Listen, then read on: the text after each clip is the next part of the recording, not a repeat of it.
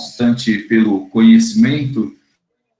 Espero, nesta manhã, poder contribuir um pouquinho, eu abordar sobre farmacologia dos meios de contraste. Então, vamos entender melhor o princípio de formação da imagem e, posteriormente, vou falar sobre os tipos de meios de contraste mais utilizados atualmente e uma breve explanação sobre reações adversas. Este é um tema complexo, eu costumo abordá-lo durante um semestre inteiro, uma disciplina específica de farmacologia, e esta é uma aula que eu gosto bastante. Como formação, eu comecei no técnico, depois fui nas primeiras turmas aí do tecnólogo aqui em São Paulo, e estava junto com alguns professores, inclusive estão presentes neste momento, professor Renato, a gente sempre se cruza, amigos de longa data. Na área eu estou há aproximadamente 20 anos também, e espero poder contribuir com vocês. Sou técnico, sou tecnólogo, depois fiz faculdade de farmácia, por isso eu gosto de falar um pouquinho sobre farmacologia. Fiz 4 pós-graduações, 2 em docência, 2 na área de imagem. O meu mestrado foi na área de engenharia biomédica e atualmente desenvolvo o meu doutorado em ciências da saúde. Espero concluí-lo em breve. E é sempre bom ter esta oportunidade. Desde 2014, de uma forma, eu exploro a internet e eu comecei com o portal Radiologia na Palma da Mão. Hoje, nós temos mais de 300 mil seguidores, com 12 mil alunos matriculados em nossa plataforma de estudos. Até quem esteve um pouco antes do início do evento, eu soltei um vídeo, uma videoaula de um de nossos cursos, que é sobre posicionamentos radiológicos. Então, depois eu até solto aí o link para vocês acessarem. Até quem não me acompanha, faço o convite para me acompanhar no portal Radiologia na Palma da Mão, seja pelo Instagram, Facebook, YouTube. É sempre bom poder compartilhar um pouquinho de conhecimento a todos vocês. Espero corresponder à altura, espero que vocês absorvam da melhor maneira possível o que eu tenho para falar nesta manhã. Então, pensando numa imagem radiológica, pensem numa imagem radiográfica, vamos entender o seguinte, que a imagem forma-se por variação de absorção de raio-x. O que significa isso? Resumidamente, quando eu olho para uma imagem, eu vou identificar diferentes tonalidades de cinza que terão tons mais claros, mais radiopacos, tons mais escuros, ou até mesmo radiolúcidos, radiotransparentes, e cada tonalidade está representando a densidade daquela região anatômica. Exemplo, o osso, ele tem uma característica, um tom de cinza mais claro, mais radiopaco. Por quê? Porque absorve mais a radiação. Ele impede a passagem do feixe. Com isso, menor energia sensibiliza o receptor naquele ponto, tom de cinza mais claro. Se vocês pensarem aqui no parênquima pulmonar, nós temos uma baixa densidade anatômica, ou seja, o feixe atravessa facilmente esta região, maior energia sensibiliza o receptor de imagem, posteriormente, maior o grau de enegrecimento, ou seja, o tom de cinza mais escuro, radiolúcido ou radiotransparente. Por isso que a imagem radiológica é formada por diferentes tonalidades de cinza, que estarão representando estas diferentes densidades. Este é o princípio do raio-x. Então, se vocês pensarem numa radiografia clássica como esta, do tórax, eu tenho uma ótima avaliação do pulmão, porque a densidade parenquimatosa é inferior à densidade do coração, que é o músculo, diferente da densidade de uma estrutura óssea. Com isso, teremos diferentes tonalidades de cinza. Agora, o que eu posso deixar aqui como pergunta, quando não é possível distinguir uma estrutura de outra, quando isso não é possível, lá na imagem radiológica, vamos pensar numa radiografia de abdômen. A radiografia simples, abdômen, onde nós sabemos várias estruturas estão nesta região, anatômico nesta região de interesse. Por exemplo, o fígado, então tem aqui a região do fígado, do outro lado teria aqui o baço, rim, músculo, temos sim alças intestinais, estômago, porém, percebo que neste momento eu não consigo uma boa definição destas estruturas. Por quê? Porque raio-x, pensando numa avaliação de partes moles, estruturas de partes moles, nós não temos o melhor método, não é o método mais sensível. Por quê? Pensem da seguinte maneira: o fígado apresenta uma densidade muito semelhante à densidade do baço.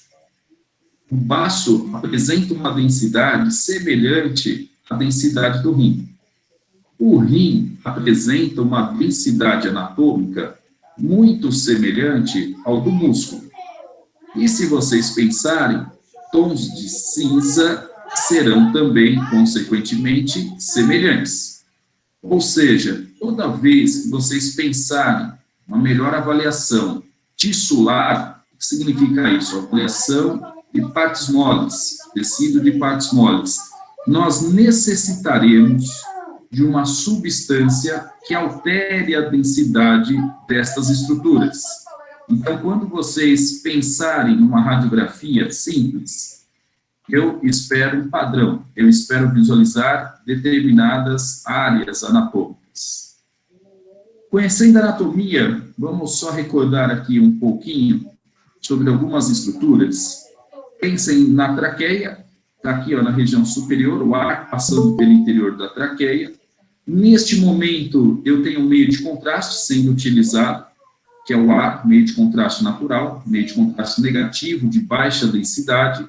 Por isso que estas primeiras vértebras estão com um tom mais escuro, né, um tom de cinza mais radiolúcido, mais radiotransparente, porque representa o ar passando pelo interior da traqueia, consequentemente pelo brônquio principal direito, pelo brônquio principal esquerdo, até adentrar ao tecido parenquimatoso, na região do hilo pulmonar, região de confluência. Aí, daqui para frente, nós teríamos que visualizar os brônquios lobares, brônquios segmentares e assim por diante. Neste momento, eu não tenho esta mesma visualização, porque estruturas de partes moles, nós teremos uma limitação na radiologia, de uma forma geral, principalmente na radiografia, em que nós não temos esta mesma sensibilidade para melhor avaliar estruturas de partes moles. Agora, olhem bem para esta imagem, e comparem com esta outra radiografia, exatamente neste ponto que eu toquei com vocês, sobre traqueia, brônquio principal, brônquios lobares, brônquios segmentares. Olhem a ótima visualização desta árvore brônquica. Por quê? Porque neste caso, nós temos uma substância modificando, alterando a densidade. Desta maneira, uma vez que eu consiga alterar, modificar a densidade da estrutura ou da região de interesse, nós alteraremos a tonalidade de cinza. A partir do momento que eu altero a densidade, altera-se a tonalidade de cinza, eu gero realce, eu gero contraste. Então, o maior contraste que nós podemos obter é este, o branco e o preto. Quanto maior esta diferença, maior é o contraste radiográfico.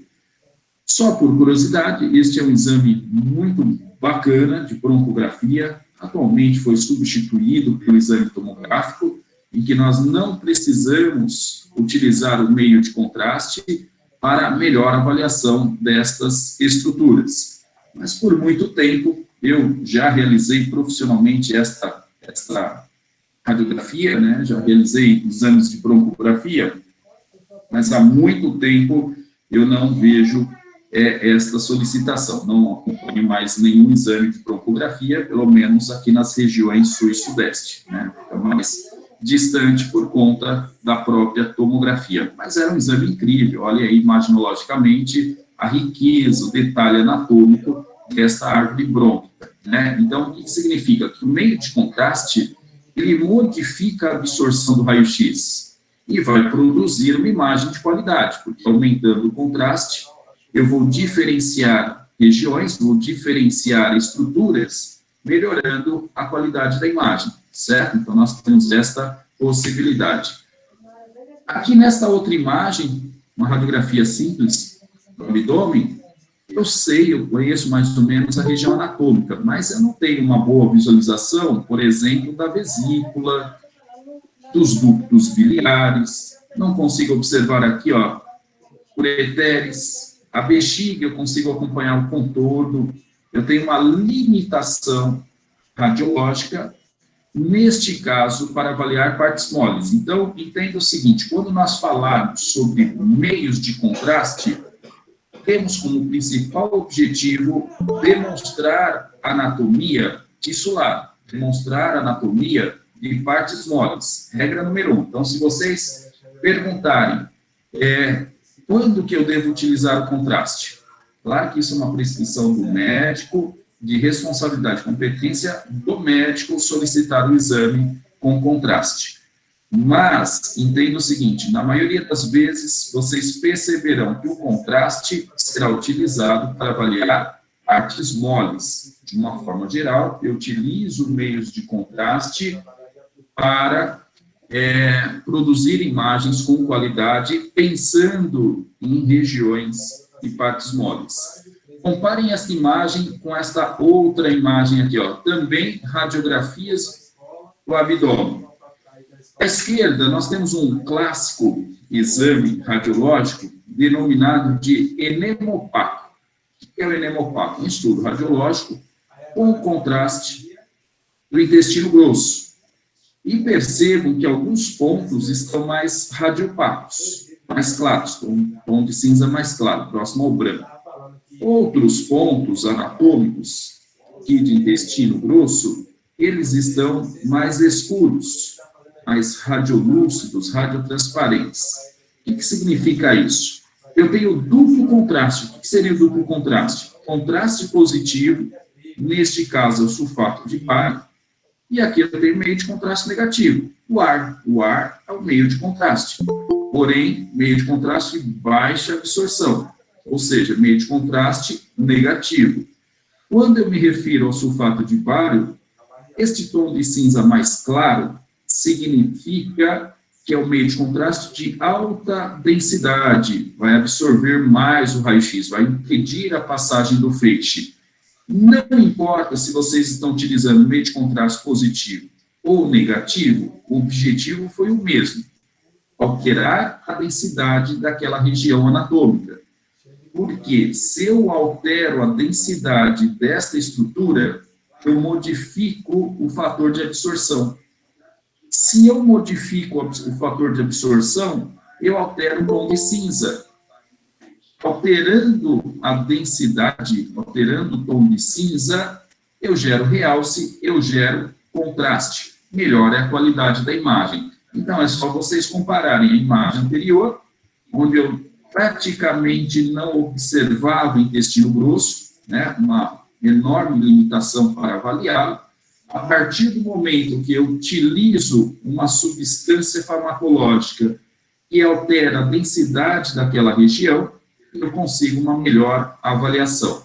Então, à nossa esquerda, nós temos um exame de enemopaco com duplo contraste. Tá? Então, passa-se uma sonda aqui pelo reto, vai quase 1 litro de contraste para preencher aqui o 1,50 m, 1,80 m de intestino grosso, e após nós inflamos o ar.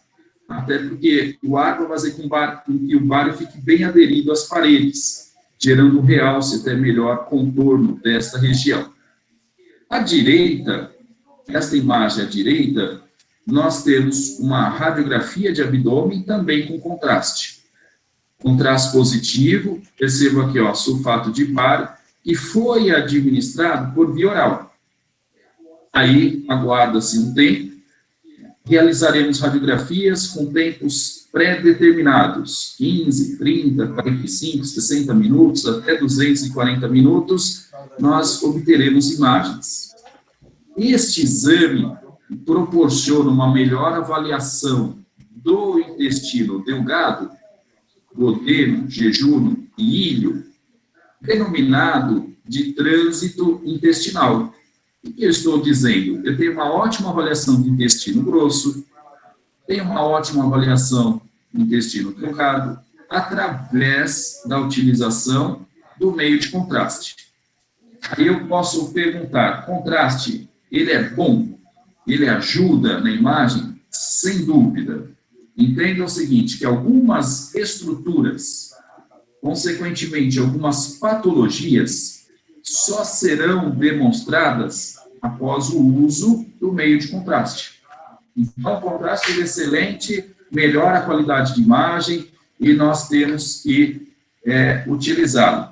Porém, existem algumas complicações que aí nós entenderemos melhor depois desta explanação e falaremos rapidamente sobre reações adversas, principalmente quando eu associar ao uso do meio de contraste iodado. O meio de contraste que eu estou demonstrando, no caso, sulfato de bário, é um meio de contraste positivo e baixíssima contraindicação, a não ser em casos de perfurações, e muito seguro. E o porquê que ele é muito seguro do ponto de vista das reações adversas? Ele é um pó extraído das rochas vulcânicas. E aí você vai administrá-lo por via oral, via retal. Ele não é absorvido pelo organismo. Se ele não é absorvido, não interage a corrente sanguínea. Do jeito que entra, sai. Por isso, dificilmente vocês terão complicações utilizando sulfato de bário, tá? Exceto quando houver o quê? Uma suspeita de perfuração, deve ser contraindicado, porque aí sim pode até necrosar um órgão, chegando a uma septicemia. Então, nós temos que tomar alguns cuidados, mas, se não houver nenhuma perfuração, procedimento simples e de fácil compreensão, não tem muito segredo para realizar esse tipo de procedimento. Agora, olhem aqui, ó, outras regiões anatômicas, ainda estou falando lá da região do abdômen, uma ótima visualização da vesícula, do cístico, ducto hepático, ducto colédoco. Jamais observaríamos estas estruturas se não fosse o quê? O meio de contraste. Então, este é um exame de colangiografia e demonstrou uma excelente visualização da vesícula e dos ductos biliares. Este é um procedimento em que nós fazemos com contraste. Atualmente, estamos sem o meio de contraste iodado específico para fazer colangiografia. Atualmente, a colangiografia está sendo bem solicitada pela ressonância, exceto aquela colangiografia intraoperatória ou via adrenocriquete, que nós realizamos lá no centro cirúrgico, após uma cirurgia, mas de uma outra maneira. Vou injetar contraste através da sonda, através do ducto, que será direcionado, tá? E já é um outro procedimento mais simples. À direita, nós temos um exame de urografia escletora.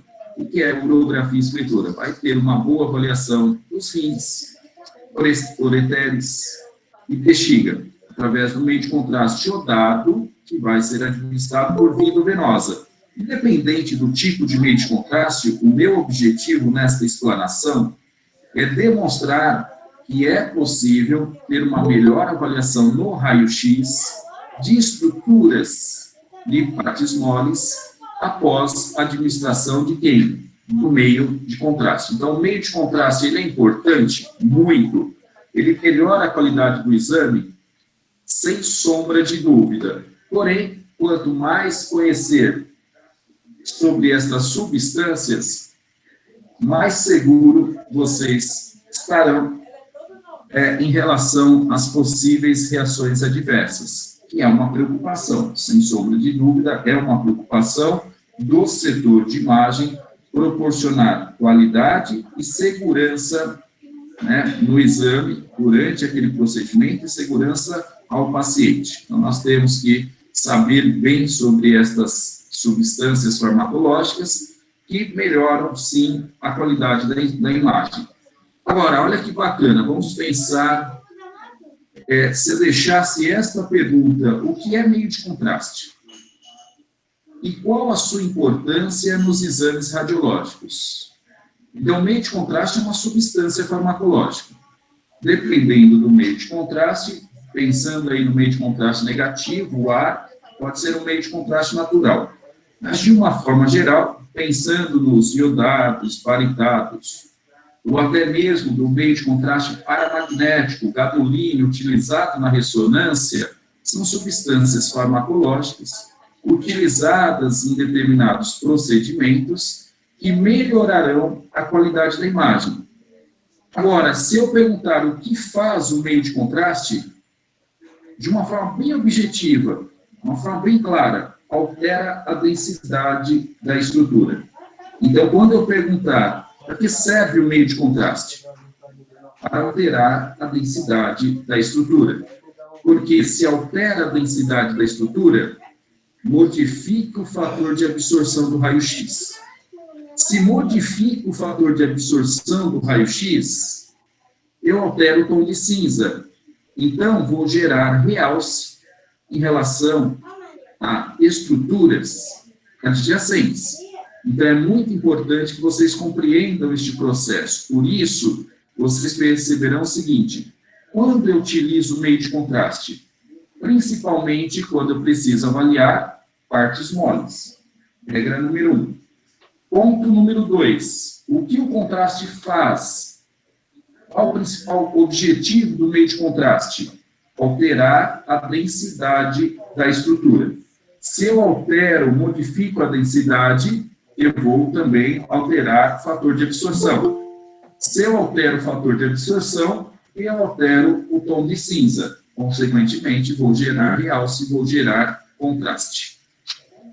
Pensando na radiologia, tudo que se beneficia da radiação X, então, estou falando de radiologia especializada, exames contrastados, estou me referindo à tomografia, hemodinâmica, mamografia, todas estas modalidades do diagnóstico que, de alguma forma, utiliza radiação X.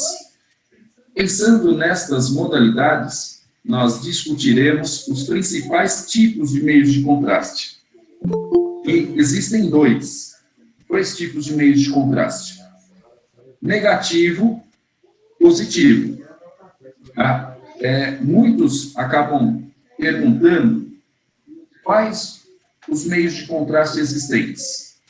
E é comum responderem baritados e iodados. Isso sem entrar em outras modalidades, como meio de contraste paramagnético, gadolínio, como as microbolhas utilizadas na ultrassonografia. Estou me referindo aos meios de contraste que são utilizados em modalidades que se beneficiam da radiação X, certo? Este é o meu objetivo nesta aula de hoje, falar sobre os meios de contraste que são utilizados na radiologia de uma forma geral.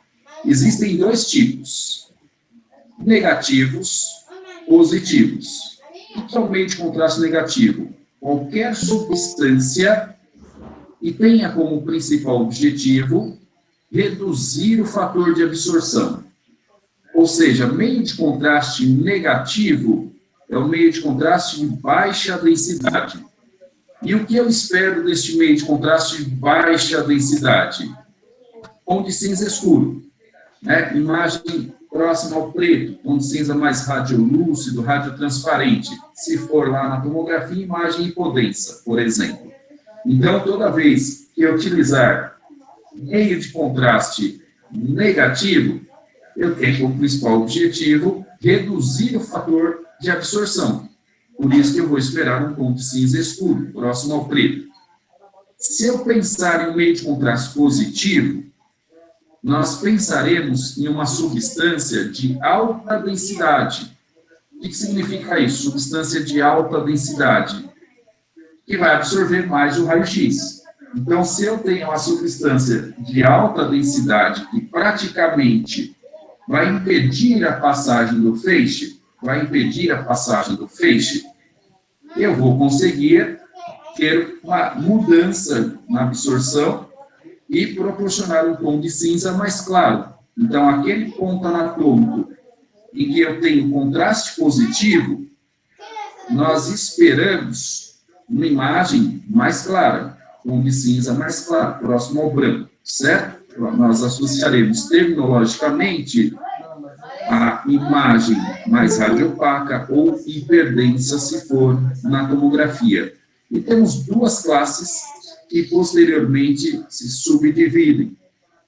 São os iodados e o sulfato de bário. Sulfato de bário, muito utilizado na radiologia convencional, né, principalmente para aqueles exames do TGI, como eu mostrei a vocês, enemopato, transintestinal, ED, nós utilizaremos o sulfato de bário.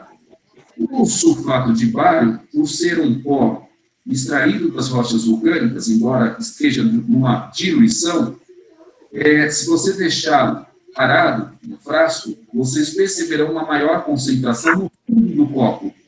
Por quê? Porque ele é um pó. Por isso, falaremos ou classificaremos o meio de contraste o quê? Insolúvel. Tá? Então, sulfato de bário é um meio de contraste insolúvel, que eu jamais utilizarei por via endovenosa. Ou seja, sulfato de bário vocês utilizarão lá no raio-x, quando o principal objetivo for avaliar o TGI, trato gastrointestinal. Porque as vias de administração são oral ou retal, forma endocavitária. Tá? Então, esse é o sulfato de bário. Agora, o nosso objetivo na aula de hoje, principalmente, é discutir sobre os iodados. Tá? Nós discutiremos sobre os meios de contraste que são iodados, principalmente estes denominados como derivados do ácido triodobenzoico. Então, nós vamos ter aqui um desafio em interpretar, através da sua representação molecular, qual tipo de meio de contraste que nós temos no mercado e qual o melhor meio de contraste para cada procedimento. Tá? Então, nós teremos esta relação e este desafio em nossa aula de hoje. Existe um meio de contraste em fase oleosa, que não é o nosso foco agora, e o único meio de contraste em fase oleosa é o lipiodol, que é o meio de contraste da GB, que basicamente é composto pelo óleo da semente de papoula com iodo. Né? Então, é um meio de contraste altamente tóxico, indicado para exames de linfografia, pensando em uma indicação complementar cialografia ou fistolografia, né? E nós teremos que entender o seguinte, que o lipiodol, quando eu pensar numa injeção intralinfática, nós teremos, quando liberado no sangue, entender que ele vai ser captado pelo fígado, pelo pulmão, e as gotas de óleo serão degradadas nos alvéolos pulmonares, baço, tecido adiposo, por isso que ele é lipossolúvel, ele não é um meio de contraste hidrossolúvel. Então, esse é um meio de contraste que fica parte desta cadeia que eu vou explicar para vocês. O nosso objetivo hoje é detalhar um pouco mais sobre os iodados, principalmente os hidrossolúveis, que são derivados de um ácido triodobenzoico. E dependendo da maneira como nós realizaremos a ligação molecular, nós teremos os famosos monômeros ou dímeros, e podem ser, de acordo com a solubilidade do iodo, né, daquela carga de iodo, depende de como nós vamos solubilizar aquele meio de contraste. Lá na cadeia de número 1, que eu vou explicar a vocês, teremos moléculas iônicas ou não iônicas. Normalmente, e comercialmente falando, nós sabemos dos iodados iônicos e não iônicos, e identificamos pelo nome comercial. Mas nós iremos um pouquinho além nesta aula de hoje, para que vocês consigam entender qual é a composição destas substâncias, né? Qual é a composição farmacológica destas substâncias. Então, vamos entender o seguinte, ó, monômero e dímero, temos um desafio. Primeira coisa, qual a diferença entre monômero e dímero? A sua representação molecular. Nós temos aqui um anel benzênico, aqui é um anel benzênico, outro anel benzênico, aqui são dois anéis benzênicos juntos. Então, a diferença entre monômero e dímero, e quando vocês visualizarem esta cadeia orgânica, na verdade, este anel benzênico, que apresenta até 6 ligações. Olha, uma ligação, 2, 3, 4, 5, 6. Isso é o anel benzênico. E por que ele é derivado de um ácido triodo-benzoico? Porque 3 cargas de iodo, olhem aqui, ó, 3 cargas de iodo estão ligadas a um anel benzênico. Por isso que ele é derivado de um ácido triodo-benzoico. Olha lá, ó. Iodado derivado de um ácido triodo-benzoico, porque 3 cargas de iodo estão ligadas a um anel benzênico. Então, esse foi o primeiro desafio. Segundo desafio é diferenciar monômeros dos dímeros. Isso é mais fácil ainda, da seguinte maneira. Se observar que a representação molecular do meio de contraste ocorre através de um anel benzênico, nós falaremos em monômeros. Monômeros, um anel benzênico.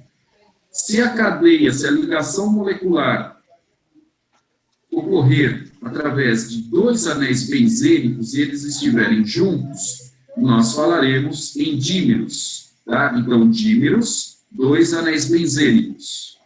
Monômeros, um anel benzênico. Bom, temos outros desafios, vamos lá. Então, vocês já sabem que os iodados hidrossolúveis estão ligados, né, a carga de iodo está ligada ao anel benzênico. Se eu enxergar na representação molecular um anel benzênico, eu vou falar sobre monômero. Se eu observar que na representação molecular nós temos 2 anéis benzênicos, nós falaremos dos dímeros. E a questão se ele é iônico ou não iônico, vocês verificarão aqui, ó, na cadeia de número 1. A cadeia de número 1 facilita a solubilidade da carga de iodo. Quando eu falei que o sulfato de bário era insolúvel e o iodo era solúvel, porque o iodo, quando ligado ao anel benzênico, na cadeia de número 1, será adicionada uma substância que terá como principal finalidade colocar a carga de iodo, né, solubilizar a carga de iodo ao plasma sanguíneo. Então, esta solubilização, vocês verificarão na cadeia de número 1. E regra número 1, para vocês entenderem de uma forma bem simples. Quando nós observarmos COOH, representando aqui o ácido carboxílico, este ácido carboxílico tem como principal objetivo solubilizar a carga de iodo aqui no anel benzênico, e, consequentemente, ao plasma sanguíneo. Esse é o ponto.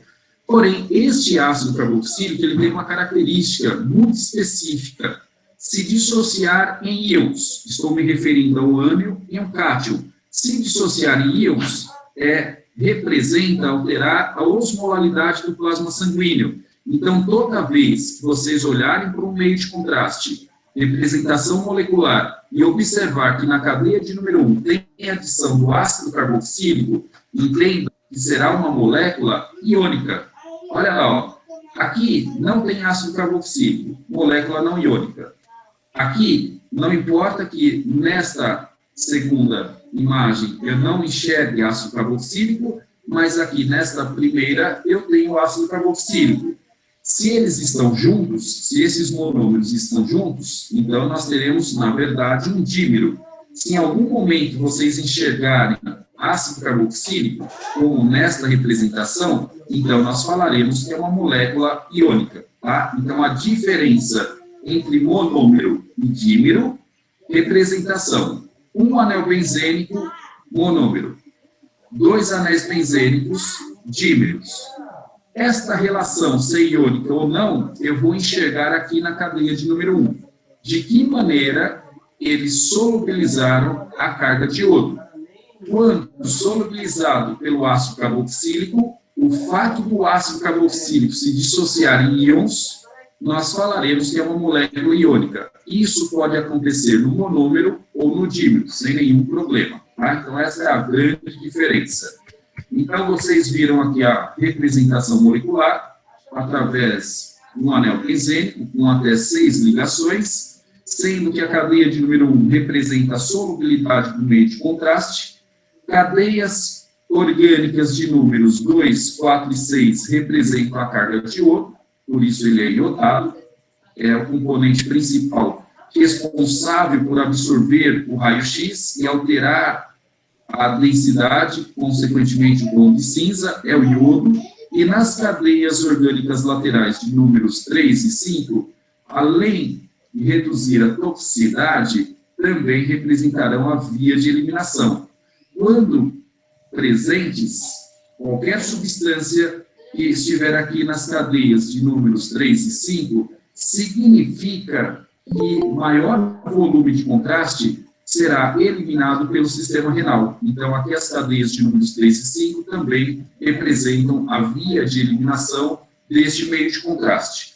Aí, olha aqui o meio de contraste. No caso, IPAC, urografina, é o meio de contraste da Sherry, que foi o ácido diatrisóico, indicado para exames urográficos ou angiográficos. Percebam um anel benzênico, por isso nós relacionaremos aos monômeros. Percebam que tem adição do ácido carboxílico, o que tornará esta carga de esse meio de contraste uma molécula iônica. E nós temos aqui 3 cargas de iodo, por isso que é um meio de contraste derivado do ácido triodo benzoico. 3 cargas de iodo estão ligadas ao anel benzênico. E o fato de eu observar este grupo amina nas cadeias 3 e 5, fora reduzir toxicidade, também representarão afinidade com o sistema renal, ou seja, serão eliminados pelo sistema renal, claro que uma porcentagem também pelo suor, saliva e assim por diante. Mas é uma molécula pequena, né, relativamente pequena, mais simples, e que nós associaremos uma molécula de baixa viscosidade. Isso é bom, baixa viscosidade. Por isso, eu indico para exames angiográficos, devido à sua baixa viscosidade. Qual o maior problema desta molécula? Por se dissociar em íons, nós teremos um aumento da osmolalidade do plasma sanguíneo e, consequentemente, alterar a osmolalidade implicará também com as possíveis reações adversas. Então, este é o tipo do meio de contraste que eu tenho que ficar muito atento em relação às possíveis reações adversas, pelo fato de se dissociar em íons, alterando, elevando a osmolalidade do plasma sanguíneo. Aí, esse outro meio de contraste também é um monômero. Eu só enxergo aqui um anel benzênico. Mas percebo que na cadeia de número 1, substituíram o ácido carboxílico. Não importa o que foi adicionado. Associe, que é uma molécula que não iônica. Então, não tem ácido carboxílico, molécula não iônica. Isso é bom. Por que isso é bom? Porque não alterará muito, né, quando comparamos a uma molécula iônica, a questão da osmolalidade do plasma sanguíneo. Então, de uma certa forma, teremos uma molécula um pouco mais segura do ponto de vista das reações adversas. E o monômero não iônico seria um dos principais meios de contraste, um dos mais seguros do ponto de vista das reações adversas. Daqui a pouco eu vou falar sobre isso. Então, olha aqui, ó, 2 monômeros juntos. Então, nós falaremos em um dímero. Qual é a vantagem do dímero? Dupla carga de iodo, marca melhor, né? Altera melhor a densidade, absorve mais o raio-x. Então, isso é excelente. Dupla carga de iodo, isso é excelente, certo? Então, nós temos aqui, na cadeia de número 1, ácido carboxílico, o que tornará o quê? Um dímero iônico. Agora, o fato de ter dupla carga de iodo, isso é interessante, tá? E por isso que é um meio de contraste, inclusive, aqui da DB, foi desenvolvido em 1966, indicado para exames de arteriografia periférica.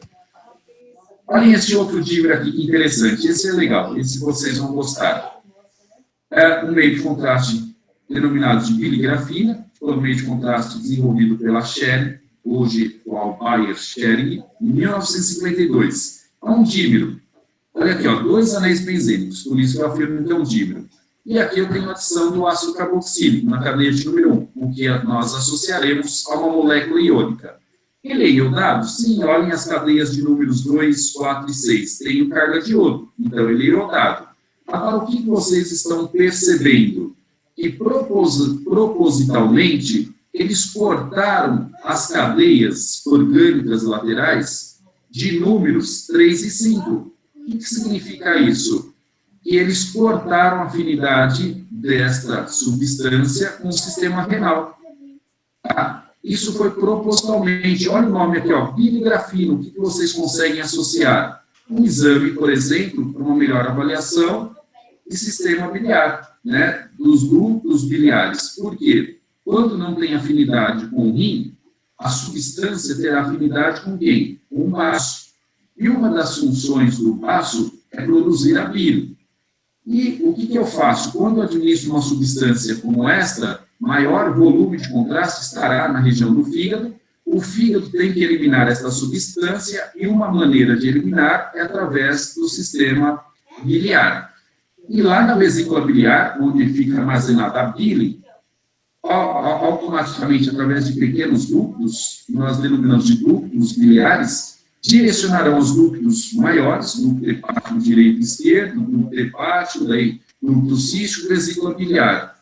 Quando o indivíduo ingerir um alimento gorduroso, então nós sabemos que o alimento passa do estômago para o intestino, primeira porção do intestino delgado lá no duodeno, através do hormônio colicistocinina, estimulará a contração da vesícula biliar. Então, neste momento, o contraste que está junto à bile na vesícula biliar percorrerá pelo ducto cístico, ducto colético, desemboca no intestino, no caso, o intestino delgado, vai percorrer pelas 3 porções do intestino delgado, duodeno, jejum e ilho, passará pela válvula ileocecal, chegará no intestino grosso e lentamente será eliminado junto às fezes. Então, eu mostrei que os outros meios de contraste, eu demonstrei que os outros meios de contraste, vocês visualizam aqui as cadeias orgânicas de números 3 e 5. O que eu posso afirmar desta molécula? Que o maior volume será eliminado pelo sistema renal.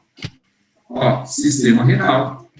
Este meio de contraste não será o maior volume pelo sistema renal, e sim pelo sistema o quê? Biliar, por isso que nós denominamos de biligrafina. Tá? Então, esse é um meio de contraste muito específico que eu trouxe, que é um pouco diferente dos demais, né? Um pouco diferente dos demais. Olha essa molécula aqui como assusta, uma molécula grande, né? Esse aqui é um dímero. Por que é um dímero? Porque tem 2 anéis benzênicos. Mas em nenhum momento na cadeia de número 1, vocês estão enxergando quem? Ácido carboxílico. Então, se eu não tenho ácido carboxílico aqui na cadeia de número 1, nós teremos uma molécula o quê? Não iônica. Por isso é um dímero não iônico. E o dímero não iônico, por ser a maior molécula, será a molécula de maior viscosidade. Então, mais do que nunca, a necessidade de aquecê-lo. Para quem aqui trabalha com o meio de contraste, deve compreender o seguinte, que o meio de contraste, nós sempre deixaremos o frasco do iodado aquecendo a temperatura do corpo, 36, 37 graus. Com qual o objetivo? De reduzir, controlar o fator de viscosidade. Então, esta molécula, justamente por ser não iônica, para buscar o equilíbrio molecular, pela ausência do ácido carboxílico, se torna uma molécula maior. Então, nós associaremos uma molécula de alta viscosidade, mais do que nunca a necessidade de aquecê-lo. Mas qual a vantagem? Por não ter ácido carboxílico, não se dissociar em íons, baixa osmolaridade. Inclusive, é o único meio de contraste que pode ser considerado isosmolar. O que significa isso? Que não altera a osmolaridade do plasma sanguíneo. E quando nós associarmos as principais reações, entendam que toda molécula que apresentar, né, uma característica de alta osmolaridade, proporciona um maior índice de reação adversa. Então, o meio de contraste que for de alta osmolalidade, em geral os iônicos, nós temos que ficar bem atentos em relação às possíveis reações adversas. Não iônico é menor osmolalidade, né? Só que aí a gente tem o problema, principalmente no dímero não iônico, o problema de ser uma molécula mais viscosa, então mais do que nunca aquecê-la. Tá? Então, sempre ficar atento nesta relação. Então, esses são os 4 tipos de meios de contraste que nós temos, hidrossolúveis, derivados do ácido triodobenzoico. Quais são eles? Monômeros, dímeros, iônicos, não iônicos. Então, espero que esta questão tenha ficado clara. Monômero, um anel. Dímero, 2 anéis benzênicos. Em ácido carboxílico, ele é iônico. Não tem ácido carboxílico, molécula não iônica. Certo? Aqui eu disponibilizo, já disponibilizei esta aula para o Luiz, o PDF. Peço até para que faça essa gentileza de compartilhar com os colegas este material. Disponibilizei aqui pelo nome comercial, quem é monômero não iônico, quem é dímero iônico, quem é dímero não iônico. Tá? Há um tempo atrás, eles defendiam a bandeira aqui do Visipacre, que era o único meio de contraste isosmolar, que não alterava a osmolaridade do plasma sanguíneo. Porém, atualmente, a Bayer está defendendo um traviste que não é isosmolar, mas é um monômero não iônico, né? Aqui está o traviste, um dos melhores meios de contraste que nós temos no mercado, porém mais caro. Também são mais seguros, tá? Os não iônicos costumam ser mais seguros, mais caros também, comercialmente falando. Tá? Então, pessoas de idade, quando vocês estiverem num plantão em que o médico, o radiologista não está presente, não tem ninguém lá para acompanhar, somente enfermagem, dê preferência para os não iônicos, são mais seguros, tá? No ponto de vista das reações adversas. Raramente vocês terão complicações, grandes complicações, quando utilizarem os não iônicos. E aquecendo ainda, nós teremos 2 características: baixa osmolalidade e aquecendo eu controlo o fator de viscosidade. Se vocês tiverem baixa osmolalidade e viscosidade controlada, menor é o índice de reações adversas. Tá? Então é muito importante que vocês entendam isso. Esta tabela, eu levaria uns 10 minutos para explicá-la, mas só para mostrar que os monômeros, eles são de alta osmolalidade. Se você pensar aqui no não iônico, olhem a osmolalidade como é baixa, inclusive 290 microsmol por quilograma de água. Isso aqui é a osmolalidade do plasma sanguíneo, por isso que ele não altera a osmolalidade do plasma sanguíneo, ou se alterar é muito pouco. Agora, o meio de contraste, principalmente o monômero iônico, é o meio de contraste de mais alta osmolalidade. E se nós associarmos ao fator de viscosidade, este dímero não iônico, ele é de alta viscosidade. O que significa isso? Ele terá uma grande dificuldade em passar pelos pequenos vasos, né, os capilares. Então, por quê? Porque ele é de alta viscosidade. É só vocês pensarem na água e no óleo. O óleo é mais viscoso. E o que acontece com o meio de contraste de alta viscosidade é exatamente essa dificuldade, a passagem do meio de contraste pelos pequenos vasos. Tá? Então, nós temos que associar isso. E só para fechar, eu sei que eu estourei um pouquinho o tempo, mas já vou concluir o raciocínio. Reações adversas, não daria tempo, né, infelizmente, de explicar para vocês tudo sobre as reações adversas. Conforme mencionei no início da aula, um conteúdo que eu levo 6 meses para trabalhar com os meus alunos. Mas reações adversas, entendam o seguinte, vamos classificá-las em não idiosincrásicas ou idiosincrásicas. O que significa isso? Toda reação que você prevê, por conta das características do meio de contraste, é de alta osmolalidade, alta viscosidade, de acordo com a sua farmacologia, eu consigo entender que, possivelmente, após a administração do meio de contraste, o paciente pode relatar alguma neurotoxicidade, como cefaleia, náusea, vomitou. Isso tem uma relação de uma toxicidade ao sistema nervoso, ou seja, uma neurotoxicidade. Aquele meio de contraste dímero não iônico, bem viscoso. Imaginem, Quando eu administrá-lo, aí, devido à sua alta viscosidade, vai ter uma dificuldade em passar pelos pequenos vasos. Aí, o que o corpo faz? Ele entende que para conseguir empurrar o meio de contraste nestas regiões menores, aumenta-se o batimento cardíaco, sístole diástole. O que vai acontecer? Quando você termina o exame, o paciente relata: nossa, o coração disparou. Por que ele disparou? Porque ele tentou empurrar aquela substância de alguma maneira. Então, teve o quê? Uma cardiovasculotoxicidade. O meio de contraste, de uma forma geral, ele é tóxico ao rim. Por isso, nós temos que verificar alguns exames, principalmente valores de creatinina e, obviamente, não é só isso, né? Idade, peso, se é sexo masculino, feminino, tudo isso influencia. Mas, de alguma forma, o meio de contraste ele é tóxico aos néfrons, a parte funcional dos rins. Então, dependendo do meio de contraste, das condições do paciente, podemos associar uma nefrotoxicidade. Citotoxicidade vem de células, cito vem de células. O próprio extravasamento pode ser classificado como uma citotoxicidade.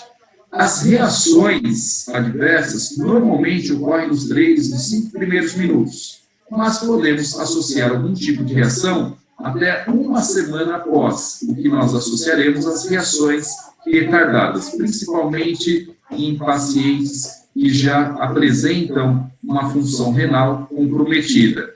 E também associar ao hipertireoidismo. Por exemplo, a glândula tireoide produz iodo. Se tiver alguma disfunção, pode associar a um hipertireoidismo. Então, estas reações são previstas. Por isso que, quando nós iniciarmos o procedimento, temos por obrigação em orientar o paciente. Claro que eu não vou falar para o paciente: olha, após a administração, possivelmente o senhor terá uma neurotoxicidade, não, vai falar da maneira correta, né? Para o paciente: ó, se sentir dor de cabeça, gosto do medicamento na boca, náusea, por isso que nós aguardamos aí no mínimo 2, 3 horas para administrar, o paciente tem que ter jejum, né? No mínimo 2, 3 horas, dependendo do procedimento, justamente por conta de náusea. Se ele acabou de comer, ele pode vomitar ou aspirar, então há uma complicação. Então, nós não falaremos isso para o paciente em termos técnicos, mas eu vou reforçar: olha, o senhor pode sentir o corpo esquentar, o gosto do medicamento na boca, pode sentir o coração disparar, tudo isso é previsto. Então, nós associaremos as reações não idiosincrásicas. Agora, puxa, preencheu todo o termo. Aparentemente, nada contraindica o uso do meio de contraste. Vamos fazer o procedimento. Aí o paciente acaba respondendo de uma forma inesperada, até mesmo levando a uma reação anafilatóide, né? Então, e pode vir a óbito. E não tem uma explicação plausível, não dá para associar o porquê o organismo reagiu daquela maneira. Aparentemente, nada contraindicava o uso do meio de contraste, mas ocorreu. Inclusive, pode vir a óbito. Isso pode acontecer? Sim. É mais difícil? Sim. Causas mais raras. Porém, é uma reação que nós classificaremos como idiosincrásica, ou seja, se de repente você está no procedimento, olha a importância deste termo, está no procedimento com contraste, ocorreu uma reação inesperada, o paciente inclusive veio a óbito, o que vocês falarão? Como que vocês relatarão isso? Não tem como explicar. Vocês simplesmente falarão: ocorreu uma reação idiosincrásica. Eu até costumo dizer, é bem interessante o seguinte: quando você pergunta para o médico, você vai ao médico, né, está com febre, diarreia e tal, ele não sabe o que você tem, mas ele vai falar o que você tem. Sabe o que ele vai falar? Que você está com virose. Quando ele fala que está com virose, ele está dizendo assim: ó, não sei o que você tem, mas vamos aguardar, esperamos que o corpo reaja. Basicamente é isso, tá? Bom, pessoal, então reações adversas nós podemos classificá-las como leves, moderadas ou graves, de acordo com a reação. Leve quando nenhuma terapia é necessária. Quando regredir mediante alguma intervenção, principalmente medicamentosa, será classificado como moderada. Grave ou severa, principalmente quando associados a algumas medidas de suporte à vida, tá? E posteriormente internação. Isso é uma reação grave, uma reação severa. Aqui, só para vocês terem o que nós classificamos como leves, moderadas ou graves, por isso eu disponibilizo aqui um material para vocês. Alguns medicamentos que têm a base de metformina, principalmente pacientes diabéticos, devemos evitar ou suspender no mínimo 48 horas antes e depois.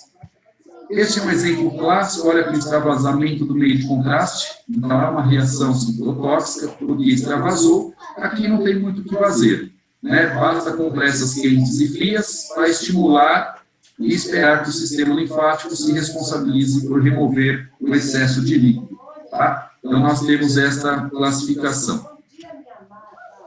Extravasamento, né, vai gerar dor, calor, rumor, edema, consequentemente uma lesão tecidual, por isso que sempre que vocês forem administrar, orientem o paciente da seguinte maneira: se doer, me fala, porque não pode doer. Se doer, provavelmente está fora do vaso. Tratamento com peças quentes e frias alternadas.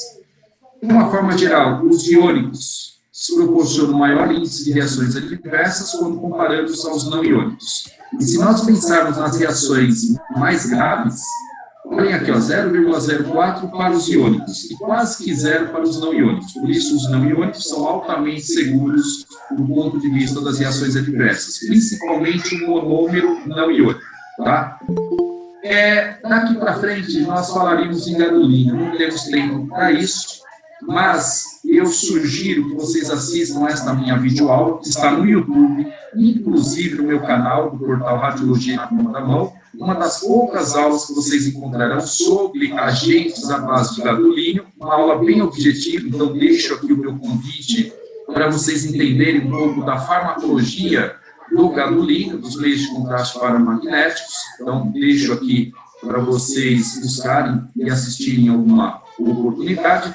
Espero poder, né, agregar de alguma forma nesta trajetória de todos vocês. Deixo o meu Facebook, o portal Radiologia na Palma da Mão, o Instagram e o meu e-mail para contato. Tá? Isso é o que eu tinha para conversar com vocês.